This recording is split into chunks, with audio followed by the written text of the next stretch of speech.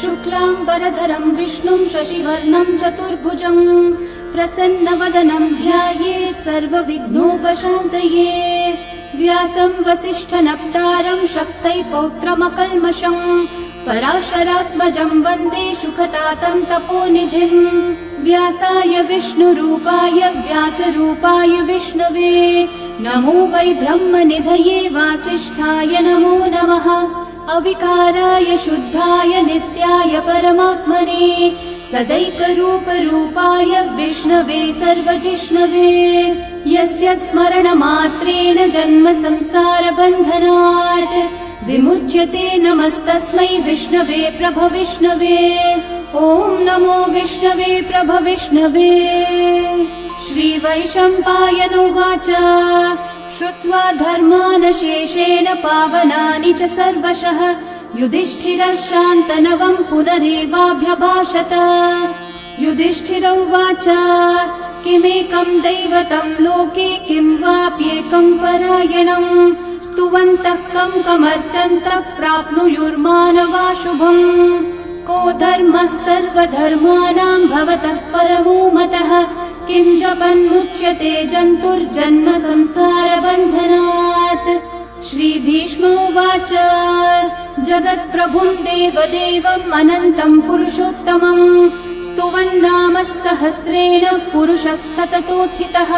तमेव चार्चयन् नित्यं भक्त्या पुरुषम् अव्ययम् ध्यायन् स्तुवन्नमस्यं च यजमानस्तमेव च। अनादिनिधनं विष्णुं सर्वलोकमहेश्वरं लोकाध्यक्षं स्तुवन्नित्यं सर्वदुःखातिगो भवेत्। ब्रह्मण्यं सर्वधर्मज्ञं लोकानां कीर्तिवर्धनं लोकनाथं महद्भूतं सर्वभूतभवोद्भवम्। एष मे सर्वधर्माणां धर्मोऽधिकतमो मतः यद्भक्त्या पुण्डरीकाक्षं स्तवैरर्चैर्नरः सदा। परमं यो महत्तेजः परमं यो महत्तपः परमं यो महद्ब्रह्म परमं यः परायणम्। पवित्राणां पवित्रं यो मङ्गलानां च मङ्गलम् देवतं देवतानां च भूतानां यो व्ययः पिता। यतः सर्वाणि भूतानि भवन्त्यादियुगागमे यस्मिंश्च प्रलयं यान्ति पुनरेव युगक्षये। तस्य लोकप्रधानस्य जगन्नाथस्य भूपते विष्णोर्नाम सहस्रं मे शृणु पापभयापहम्। यानि नामानि गौणानि विख्यातानि महात्मनः ऋषिभिः परिगीतानि तानि वक्ष्यामि भूतये। ऋषिर्नाम्नां सहस्रस्य वेदव्यासो महामुनिः छन्दोऽनुष्ठुप् तथा देवो भगवान् देवकीसुतः। अमृतांशोद्भवो बीजं शक्तिर्देवकी नन्दनः त्रिसामाहृदयं तस्य शान्त्यर्थे विनियुज्यते। विष्णुं जिष्णुं महाविष्णुं प्रभविष्णुं महेश्वरम् अनेकरूपदैत्यान्तं नमामि पुरुषोत्तमम्। अस्य श्रीविष्णोर्दिव्यसहस्रनामस्तोत्रमहामन्त्रस्य श्रीवेदव्यासो भगवान् ऋषिः अनुष्ठुप्छन्दः।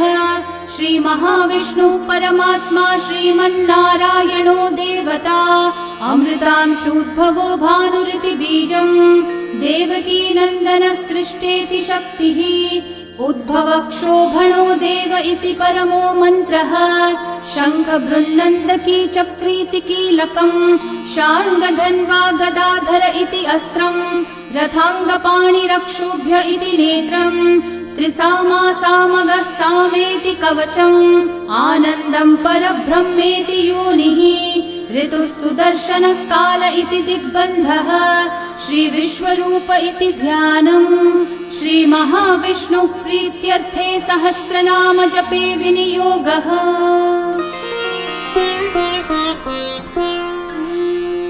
ध्यानम् क्षीरोधन्वत्प्रदेशे शुचिमणिविलसत्सैकते मौक्तिकानां माला क्लृप्तासनस्थस्फटिकमणिनिभैर्मौक्तिकैर्मण्डिताङ्गः शुभ्रैरभ्रैरतभ्रैरुपरि विरचितैर्मुक्तपीयूषवर्षैः आनन्देन पुनीयादरिनलिनगदा शङ्खपाणिर्मुकुन्दः भुः पादौ यस्य नाभिर्वियदसुरनिलश्चन्द्रसूर्यौ च नेत्रे कर्णावाशाशिरौ द्योर्मुखमपि दहनो यस्य वास्तेयमब्धिः अन्तस्थं यस्य विश्वं सुरनरखगो भोगि गन्धर्वदैत्यैः चित्रं रम्यते तं त्रिभुवनविपुषं विष्णुमीशं नमामि।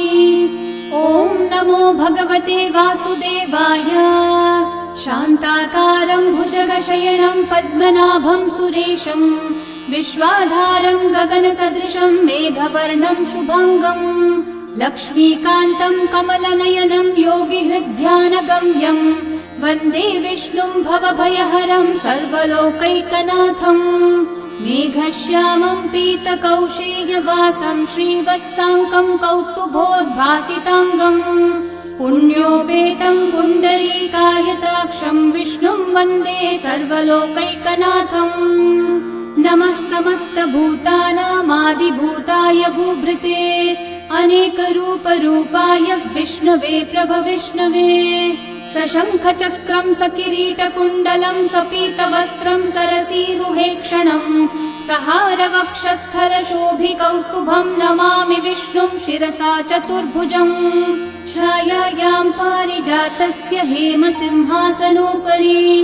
आसीनमम्बुदश्याममायताक्षम् अलङ्कृतम् चन्द्राननं चतुर्बाहुं श्रीवत्साङ्कितवक्षसं रुक्मिणी सत्यभामाभ्यां सहितं कृष्णमाश्रये। ॐ विश्वं विष्णुर्वषट्कारो भूतभव्यभवत्प्रभुः भूतकृद्भूतभृद्भावो भूतात्मा भूतभावनः भूतात्मा परमात्मा च मुक्तानां परमा गतिः अव्ययः पुरुषः साक्षी क्षेत्रज्ञोऽक्षर एव च योगो योगविदां नेता प्रधानः पुरुषेश्वरः नारसिंहः वपुः श्रीमान् केशवः पुरुषोत्तमः सर्वः शर्वः शिवस्थाणुर्भूतादिर्निधिरव्ययः सम्भवो भावनो भर्ता प्रभवः प्रभुरीश्वरः स्वयंभू शम्भुरादित्यः पुष्कराक्षो महास्वनः अनादिनिधनो धाता विधाता धातुरुत्तमः अप्रमेयो ऋषिकेशः पद्मनाभोऽमरः प्रभुः विश्वकर्मा मनुस्त्वष्टा स्थविष्ठस्थविरो ध्रुवः अग्राह्यः शाश्वतः कृष्णो लोहिताक्षः प्रतर्दनः प्रभुतस्त्रिककुब्धामः पवित्रं मङ्गलं परम् ईशानः प्राणदः प्राणो ज्येष्ठः श्रेष्ठः प्रजापतिः हिरण्यगर्भो भूगर्भो माधवो मधुसूदनः ईश्वरो विक्रमी धन्वी मेधावी विक्रमक्रमः अनुत्तमो दुराधर्षः कृतज्ञः कृतिरात्मवान् सुरेशः शरणं शर्म विश्वरेतः प्रजाभवः अहः संवत्सरो व्याळः प्रत्ययः सर्वदर्शनः अजः सर्वेश्वरः सिद्धिः सिद्धि सर्वादिरच्युतः वृषा कपिरमेयात्मा सर्वयोगविनिःसृतः वसुर्वसुमना सत्यः समात्मा संमितः समः अमोघः पुण्डरीकाक्षो वृषकर्मा वृषाकृतिः रुद्रो बहुशिरा बभ्रुर्विश्वयोनिःशुचिश्रवाः अमृतः शाश्वतस्थाणुर्वरारोहो महातपाः सर्वगः सर्वविद्भानुः विश्वक्सेनो जनार्दनः वेदो वेदविदव्यङ्गो वेदाङ्गो वेदवित्कविः लोकाध्यक्षः सुराध्यक्षो धर्माध्यक्षः कृताकृतः चतुरात्मा चतुर्व्यूहश्चतुर्दंष्ट्रश्चतुर्भुजः भ्राजिष्णुर्भोजनं भोक्ता सहिष्णुर्जगदादिजः अनघो विजयो जेता विश्वयोनिः पुनर्वसुः उपेन्द्रो वामनः प्रांशुरमोघः शुचिरूर्चितः अतीन्द्रः सङ्ग्रहः सर्गो धृतात्मा नियमो यमः वेद्यो वैद्यः सदा योगी वीरः माधवो मधुः अतीन्द्रियो महामायो महोत्साहो महाबलः महाबुद्धिर्महावीर्यो महाशक्तिर्महाद्युतिः अनिर्देश्य वपुः श्रीमान् अमेयात्मा महाधृतक् महेश्वासो महीभर्ता श्रीनिवासः सतां गतिः अनिरुद्धः सुरानन्दो गोविन्दो गोविदाम्पतिः मरीचिर्दमनोहंसः सुपर्णो भुजगोत्तमः हिरण्यनाभः सुतपः पद्मनाभः प्रजापतिः अमृत्युः सर्वदृक्सिंहः सन्धाता सन्धिमान् स्थिरः अजो दुर्मशनः शास्ता विश्रुतात्मा सुरारिः गुरुर्गुरुतमो धामः सत्यः सत्यः पराक्रमः निमिषो निमिषस्रग्वी वाचस्पतिरुदारधीः अग्रणीर्ग्रामणी श्रीमान् न्यायो नेता समीरणः सहस्रमूर्धा विश्वात्मा सहस्राक्षः सहस्रपात् आवर्तनो निवृत्तात्मा संवृतः सम्प्रमर्दनः अहः संवर्तको वह्निरनिलो धरणीधरः सुप्रसादः प्रसन्नात्मा विश्वदृग्विश्वभुग्विभुः सत्कर्ता सत्कृतः साधुर्जन्मुर्नारायणो नरः असंख्येयो प्रमेयात्मा विशिष्टः शिष्टकृच्छुचिः सिद्धार्थः सिद्धसङ्कल्पः सिद्धिदः सिद्धिसाधनः वृषाही वृषभो विष्णुर्वृषपर्वा वृषोदरः वर्धनो वर्धमानश्च विविक्तः श्रुतिसागरः सुभुजो दुर्धरो वाग्मी महेन्द्रो वसुदो वसुः नैकरूपो बृहद्रूपः शिपिविष्टप्रकाशनः ओजस्तेजो द्युतिधरः प्रकाशात्मा प्रतापनः रिद्धस्पष्टाक्षरो मन्त्रश्चन्द्रांशूर्भास्करद्युतिः अमृतांशूद्भवो भानुः सुरेश्वरः औषधं जगतः सेतुः सत्यधर्मः पराक्रमः भूतभव्यभवन्नाथः पवनः पावनो नलः कामः कामकृत्कान्तः कामः कामप्रदः प्रभुः युगादिकृद्युगावर्तो नैकमायो महाशनः अदृश्यो व्यक्तरूपश्च सहस्रजिदनन्तजित् इष्टो विशिष्टशिष्टेष्ठः शिखण्डी नहुषो वृषः क्रोधः क्रोधकृत्कर्ता विश्वबाहुर्महीधरः अच्युतः प्रथितः प्राणः प्राणदो वासवानुजः अपान्निधिरधिष्ठानम् अप्रमत्तः प्रतिष्ठितः स्कन्दस्कन्दद्धरो धुर्यो वरदो वायुवाहनः वासुदेवो बृहद्भानुरादिदेवः पुरन्दरः अशोकस्थारणस्थारः शूरः शौरिर्जनेश्वरः अनुकूलः शतावर्तः पद्मी पद्मनिभीक्षणः पद्मनाभोरविन्दाक्षः पद्मगर्भः शरीरभृत् महर्धिरिग्धो वृद्धात्मा महाक्षो गरुडध्वजः अतुलः शरभो भीमः समयज्ञो हविर्हरिः सर्वलक्षणलक्षण्यो लक्ष्मीवान् समितिञ्जयः विक्षरो रोहितो मार्गो हेतुर्दामोदरः सहः महीधरो महाभागो वेगवानमिताशनः उद्भवक्षोभणो देवः श्रीगर्भः परमेश्वरः करणं कारणं कर्ता विकर्ता गहनो गुहः व्यवसायो व्यवस्थानः संस्थानस्थानदो ध्रुवः परर्धि परमस्पष्टः तुष्टः पुष्टः शुभेक्षणः रामो विरामो विरतो मार्गो नेयो नयो नयः वीरशक्तिमतां श्रेष्ठा धर्मो धर्मविदुत्तमः वैकुण्ठः पुरुषः प्राणः प्राणदः प्रणवपृथुः हिरण्यगर्भः शत्रुघ्नो व्याप्तो वायुरधोक्षजः ऋतुः सुदर्शनः कालः परमेष्ठी परिग्रहः उग्रः संवत्सरो दक्षो विश्रामो विश्वदक्षिणः विस्तारस्थावरस्थानुप्रमाणं बीजमव्ययम् अर्थोऽनर्थो महाकोशो महाभोगो महाधनः अनिर्विण्णस्थविष्ठो भूर्धर्मयूपो महामखः नक्षत्रनेमिर्नक्षत्री क्षामः समीहनः यज्ञयुज्यो महेज्यश्च क्रतुः सत्रं सताङ्गतिः सर्वदर्शी विमुक्तात्मा सर्वज्ञो ज्ञानमुत्तमम् सुव्रतः सुमुखः सूक्ष्मः सुघोषः सुखदः सुहृत् मनोहरोजितक्रोधो वीरबाहुर्विदारणः स्वापनः स्ववशो व्यापी नैकात्मा नैककर्मकृत् वत्सरो वत्सलो वत्सी रत्नगर्भो धनीश्वरः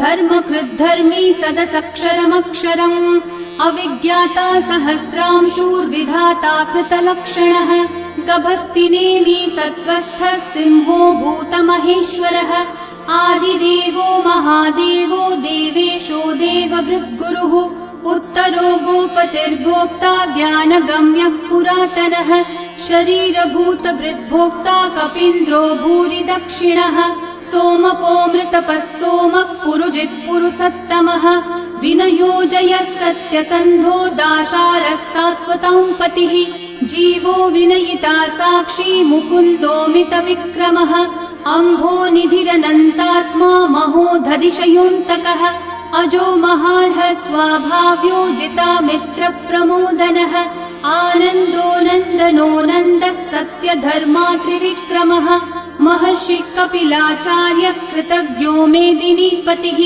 त्रिपदस्त्रिदशाध्यक्षो महाशृङ्गकृतान्तकृत् महावराहो गोविन्दः सुषेणः कनकाङ्गदी गुह्यो गभीरो गहनो गुप्तश्चक्रगदाधरः वेधास्वाङ्गोजितः कृष्णो दृढसङ्कर्षणोच्युतः वरुणो वारुणो वृक्षः पुष्कराक्षो महामनाः भगवान् भगहानन्दी वनमाली हलायुधः आदित्यो ज्योतिरादित्यः सहिष्णुर्गतिसत्तमः सुधन्वाखण्ड परशुर्दारुणो द्रविणप्रदः दिवस्पृक् सर्वदृग्व्यासो वाचस्पतिरयो निजः त्रिसामासामगः सामन्निर्वाणं भेषजम्भिषक् सन्न्यासकृच्छमः शान्तो निष्ठा शान्तिपरायणम् शुभाङ्गः शान्तिदः सृष्टा कुमुदः कुवलेशयः गोहितो गोपतिर्गोप्ता वृषभाक्षो वृषप्रियः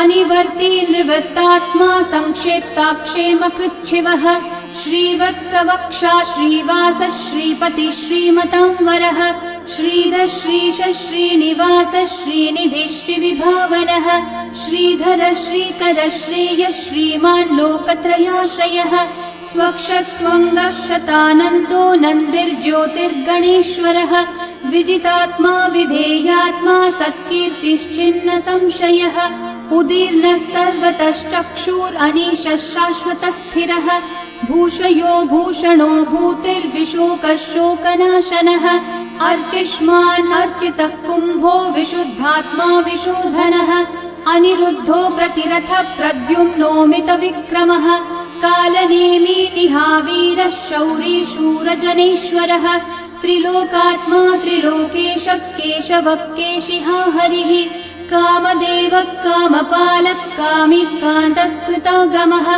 अनिर्देश्य वपुर्विष्णु वीरोऽनन्तो धनञ्जयः ब्रह्मण्यो ब्रह्मकृद् ब्रह्मा ब्रह्म ब्रह्मविवर्धनः ब्रह्मविद् ब्राह्मणो ब्रह्मी ब्रह्मज्ञो ब्राह्मणप्रियः महाकर्मो महाकर्मा महातेजा महोरगः महाक्रतुर्महायज्वा महायज्ञो महाहविः स्तव्यस्तव प्रियस्तोत्रम् स्तुतिस्तोतारणप्रियः पूर्णपूरयिता पुण्यकीर्तिरणामयः मनोजवस्तीर्थकरो वसुरेता वसुप्रदः वसुप्रदो वासुदेवो वसुर्वसुमनाहविः सद्गति सत्कृति सत्ता सद्भूति सत्परायणः शूरसेनो यदुश्रेष्ठः सन्निवासः सुयामुनः भूता वासो वासुदेवः सर्वासु निलयो नलः दर्पः दर्पदो दृप्तो दुर्धरोऽथा पराजितः विश्वमूर्तिर्महामूर्तिर्दीप्तमूर्तिरमूर्तिमान् अनेकमूर्तिरव्यक्तः शतमूर्तिशताननः एकोनैकः स वः किं यतत्पदमनुत्तमम् लोकबन्धुर्लोकनाथो माधवो भक्तवत्सलः सुवर्णवर्णो हेमाङ्गो वराङ्गश्चन्दनाङ्गदे वीरः विषमः शून्यो घृताशीरशलश्चलः अमानी मानदो मान्यो लोकस्वामी त्रिलोकधृक् सुमेधामेधजो धन्यः सत्यमेधाधराधरः तेजो वृषो द्युतिधरः सर्वशस्त्रभृताम्बरः प्रग्रहो निग्रहो व्यग्रो नैकः शृङ्गो गदाग्रजः चतुर्मूर्तिश्चतुर्बाहुश्चतुर्व्यूहश्चतुर्गतिः चतुरात्मा चतुर्भावश्चतुर्वेदविदेकपात् समावर्तो निर्वृत्तात्मा दुर्जयो दुरतिक्रमः दुर्लभो दुर्गमो दुर्गो दुरावासो दुरारिहा शुभाङ्गो लोकसारङ्गः सुतन्तुस्तन्तुवर्धनः इन्द्रकर्मा महाकर्मा कृतकर्मा कृतागमः उद्भवः सुन्दर सुन्दो रत्ननाभः सुलोचनः अर्को वाजस्सनः शृङ्गी जयन्तः सर्वविजयी सुवर्णबिन्दुरक्षोभ्यः सर्ववागीश्वरेश्वरः महाहृदो महागर्तो महाभूतो महानिधिः कुमुदः कुन्दरः कुन्दः पर्जन्यः पावनो निलः अमृताशोऽमृतवपुः सर्वज्ञः सर्वतोमुखः सुलभः सुव्रतः सिद्धः शत्रुजिच्छत्रुतापनः न्यग्रोधोदम्बरोऽश्वत्थः चाणूरान्ध्रनिषूदनः सहस्रार्चिः सप्तजिह्वा सप्तैधा सप्तवाहनः अमूर्तिरनघोचिन्त्यो भयकृद्भयनाशनः अनुर्बृहत्कृशस्थूलो गुणभृन्निर्गुणो महान् अधृतस्वधृतस्वास्य प्राग्वंशो वंशवर्धनः भारभृत्कथितो योगी योगीशः सर्वकामदः आश्रमश्रमणश्रामः सुपर्णो वायुवाहनः धनुर्धरो धनुर्वेदो दण्डो दमयिता दमः अपराजितः सर्वसहो नियन्ता नियमो यमः सत्त्ववान् सात्विकः सत्यः सत्यधर्मपरायणः अभिप्रायप्रियार्होर्ह प्रियकृत्कृतिवर्धनः विहाय स गतिर्ज्योतिः सुरचिर्हुतभुग्विभुः रविर्विरोचनः सूर्यः सविता रविलोचनः अनन्तो हुतभुग्भोक्ता सुखदो नैकजोऽग्रजः अनिर्विण्णः सदा मर्षि लोकाधिष्ठानमद्भुतः सनात् सनातनतमः कपिलः कपिरव्ययः स्वस्तिदः स्वस्तिकृत् स्वस्ति स्वस्ति भुक् स्वस्ति दक्षिणः अरौद्रः कुण्डली चक्री विक्रम यूर्जितशासनः शब्दातिगः शब्दसः शिशिरः शर्वरीकरः अक्रूरः पेशलो दक्षो दक्षिणः क्षमिनाम्बरः विद्वत्तमो वीतभयः पुण्यश्रवणकीर्तनः उत्तारणो दुष्कृतिः पुण्यो दुःस्वप्ननाशनः वीरः रक्षणः सन्तो जीवनः पर्यवस्थितः अनन्तरूपोऽनन्तः श्रीर्जितमन्युर्भयापहः चतुर्रश्रो गभीरात्मा विदिशो व्यादिशो दिशः अनादिर्भूर्भुवो लक्ष्मी सुवीरो रुचिराङ्गदः जननो जनजन्मादि भीमो भीमपराक्रमः आधारनिलयो धाता पुष्पहासः प्रजागरः ऊर्ध्वगः सत्पथाचारः प्राणदः प्रणवपणः प्रमाणं प्राणनिलयं प्राणभृत् प्राणजीवनः तत्त्वं तत्त्वविदेकात्मा जन्म मृत्युजरातिगः भूर्भुवः स्वस्तरुस्तारः सविता प्रपितामहः यज्ञो यज्ञपतिर्यज्वा यज्ञाङ्गो यज्ञवाहनः यज्ञभृद्यज्ञकृद्यज्ञी यज्ञभुग्यज्ञसाधनः यज्ञातकृद्यज्ञगुह्यामन्नमन्नादयेव च आत्मयोनिः स्वयं जातो वैखानः सामगायनः देवकीनन्दनः सृष्टा शितीशः पापनाशनः शङ्खबृन्नन्दकी चक्री शार्ङ्गधन्वा गदाधरः रथाङ्गपाणिरक्षोभ्यः सर्वप्रहरणायुधः सर्वप्रहरणायुध ॐ नम इति वनमाली गदी शार्ङ्गी शङ्खी चक्री च नन्दकी श्रीमान्नारायणो विष्णुर्वासुदेवोऽभिरक्षतु वनमाली गदी शार्ङ्गी शङ्खी चक्री च नन्दकी श्रीमान्नारायणो विष्णुर्वासुदेवोऽभिरक्षतु वनमाली गदी शार्ङ्गी शङ्खी चक्री च नन्दकी श्रीमान्नारायणो विष्णुर्वासुदेवोऽभिरक्षतु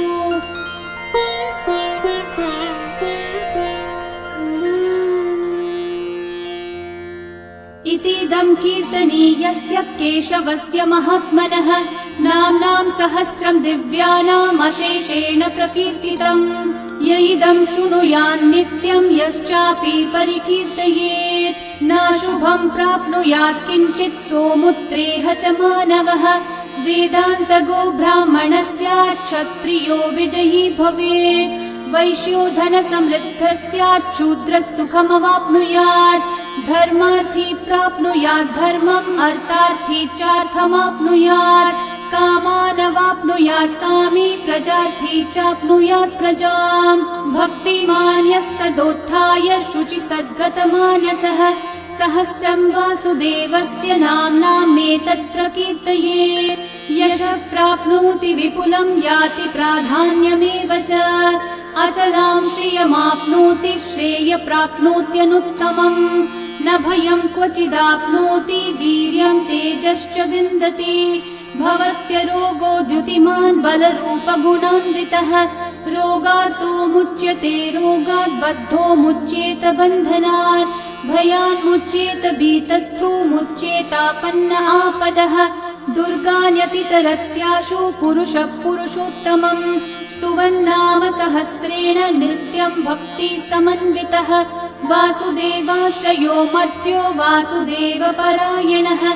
सर्वपापविशुद्धात्मा याति ब्रह्म सनातनम्। न वासुदेव भक्तानामशुभं विद्यते क्वचित्। जन्म मृत्यु जरा व्याधि भयं नैवोपजायते। इमं स्तवमधीयानः श्रद्धा भक्ति समन्वितः। युज्येतात्मसुखः शान्ति श्रीधृति स्मृतिकीर्तिभिः। न क्रोधो न च मात्सर्यं न लोभो नाशुभा मतिः। भवन्ति कृतपुण्यानां भक्तानां पुरुषोत्तमे। द्यौस चन्द्रार्कनक्षत्राखं दिशो भूर्महो दधिः। वासुदेवस्य वीर्येण विदितानि महात्मनः। ससुरासुरगन्धर्वं सयक्षूरगराक्षसं। जगद्वशे वर्ततेदं कृष्णस्य सचराचरम्। इन्द्रियाणि मनोबुद्धिः सत्त्वं तेजो बलं द्युतिः। वासुदेवात्मकन्याहुः क्षेत्रं क्षेत्रज्ञ एव च। सर्वागमानामाचार प्रथमं परिकल्पते।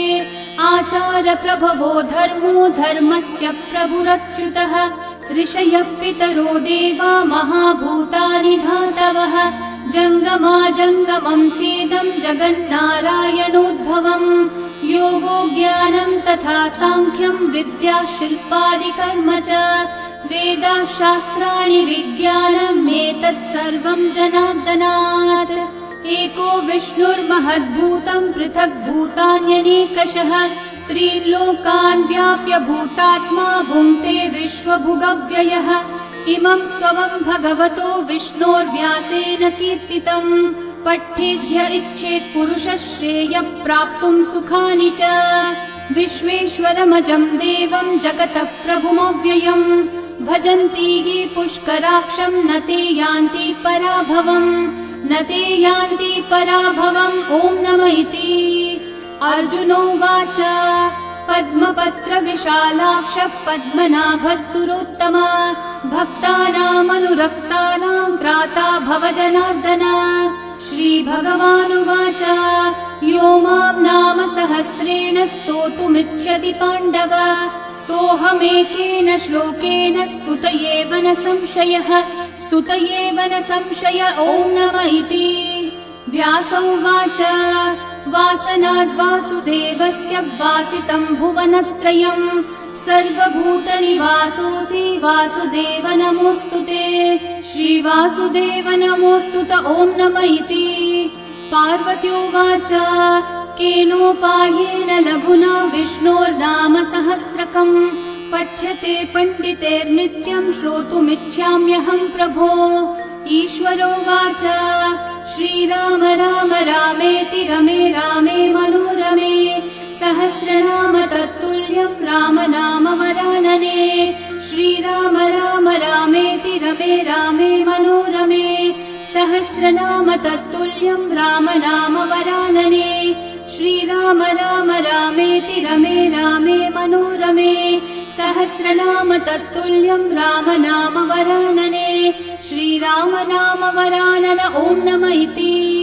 ब्रह्म उवाच नमोऽस्त्वनन्ताय सहस्रमूर्तये सहस्रपादाक्षि शिरोरुबाहवे सहस्रनाम्ने पुरुषाय शाश्वते सहस्रकोटियुगधारिणे नमः। सहस्रकोटियुगधारिण ॐ नम इति। सञ्जय उवाच यत्र योगेश्वर कृष्णो यत्र पार्थो धनुर्धरः तत्र श्रीर्विजयो भूतिर्ध्रुवा नीतिर्मतिर्मम।